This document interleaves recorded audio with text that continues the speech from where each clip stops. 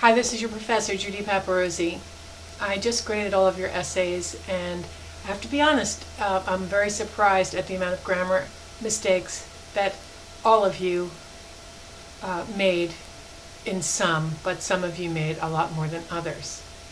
I graded a little easier, but I'm very disappointed that so many errors were made at the graduate level because your writing on the discussion boards have been very excellent, and I didn't see as many errors on the discussions as I saw in your essays. So let's take this as an opportunity to learn.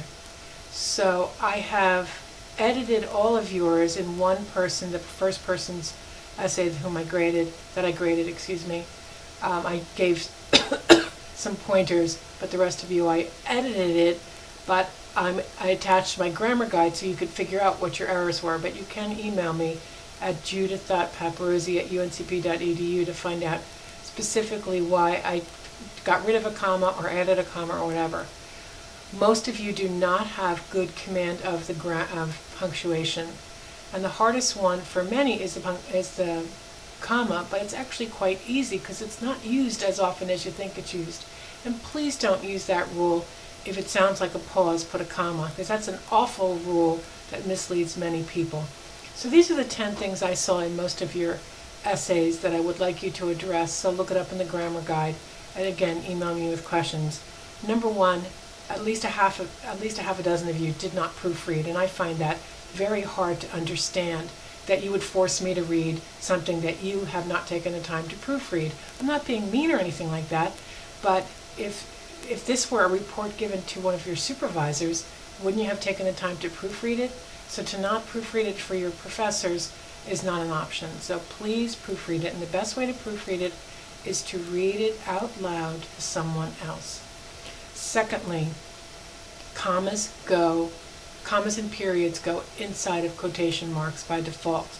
So unless it's something very unusual that even grammarians like I am would have to argue about, put your commas and periods inside of your quotation marks.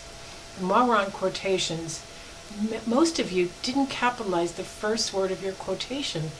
It's a sentence, so even though it's in the middle of a sentence, because you say so-and-so states that, comma, blah, blah, it's a sentence, and every sentence is to be capitalized. So please capitalize the first word of a quotation, unless you're taking it from the middle of a quotation, then put dot, dot, dot, and then start the middle of your quotation.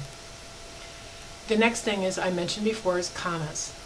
Commas have a very good rule that I love to use. When in doubt, leave it out. Commas are to be used to connect two complete sentences with a conjunction.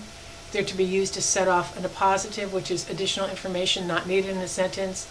They are to be used to set off an introductory phrase, and with dates and cities and so forth. But those three main ones that I mentioned already are the main uses of it that most people don't know how to use correctly. So please read over the comma rules, and when in doubt, leave it out. If you can't cite a rule in my grammar guide for a comma, do not use the comma.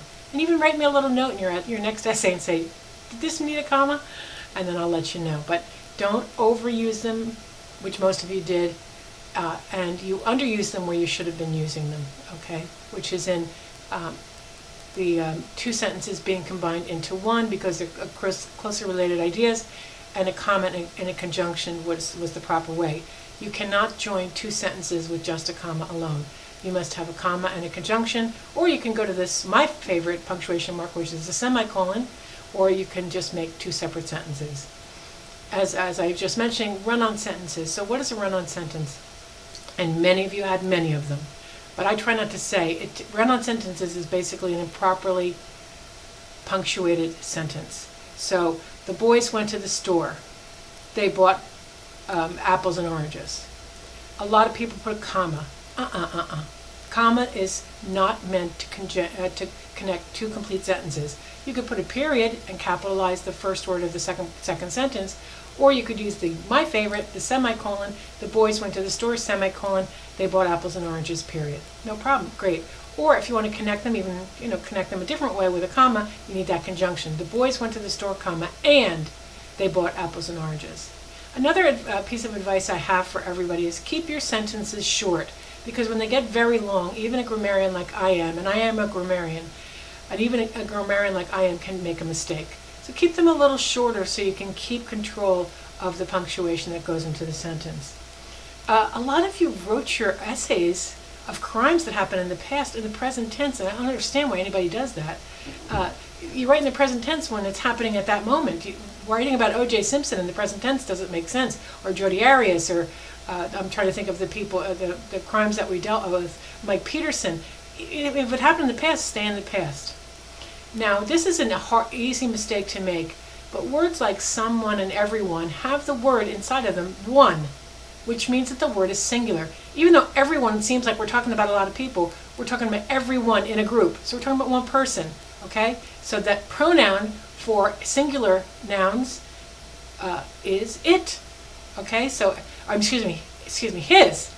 So if you say everyone gets his day in court, that's correct, but you can't say everyone gets their day in court because everyone has the word one in it, so it's singular and must be treated singularly.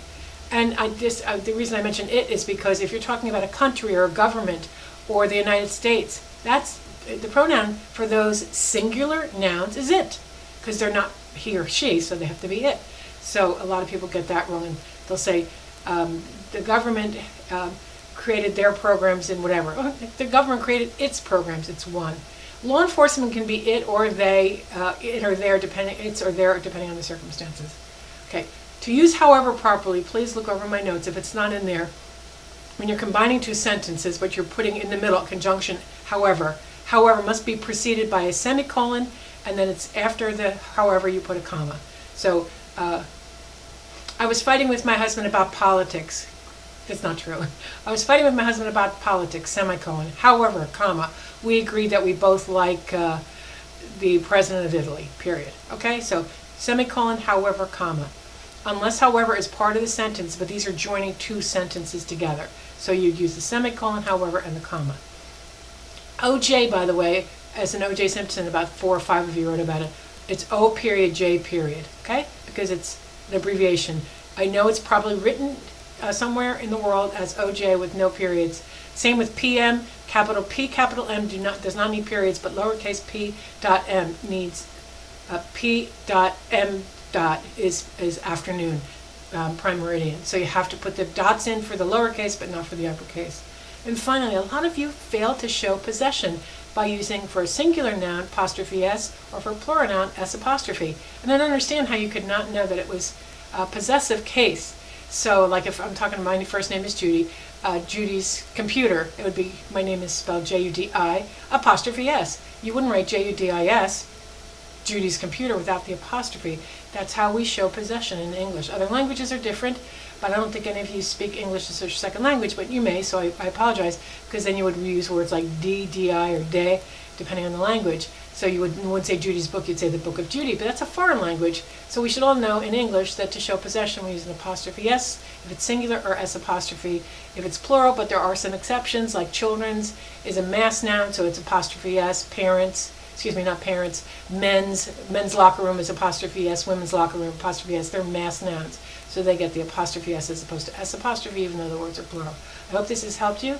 Please make sure you watch this video. I will check the number of times on Facebook it's been watched. There's 15 students in this class, so please make sure that the total is at least 15. And I'm really enjoying the class, but I'm really surprised that our grammar and punctuation skills are not up to what I would expect of all of you, because this is graduate school and this is when you become the professionals in your field. And I am a grammarian who loves to teach grammar. Some of you probably have taken my undergraduate classes, so you know I'm a real stickler for grammar. But I'm going to be a little bit tougher on you guys because you're out there in the field and you're professionals. And I can tell you honestly, the first impression that you get of somebody, if it's in writing and your writing is not where it should be, you're going to make not the impression that you want to make, okay? So I am here. I love to teach grammar. It seems like you were doing your references and your citations well, but correctly, but I don't know if you're using APA or ASA. I really couldn't tell. It seemed like there was a little bit of difference. And so please make sure you review the rules on that if you see that I corrected anything. But I tried to stay away from that because I was concentrating on your grammar punctuation for the first essay. Thanks so much, and Please let me know if you have any questions about this video. You can put them right on YouTube. It'll be public. I'll share this with you in a little while. It takes about 3 hours to get up. But I also will accept emails at judith.paparosi@uncp.edu. If you have any questions, thank you.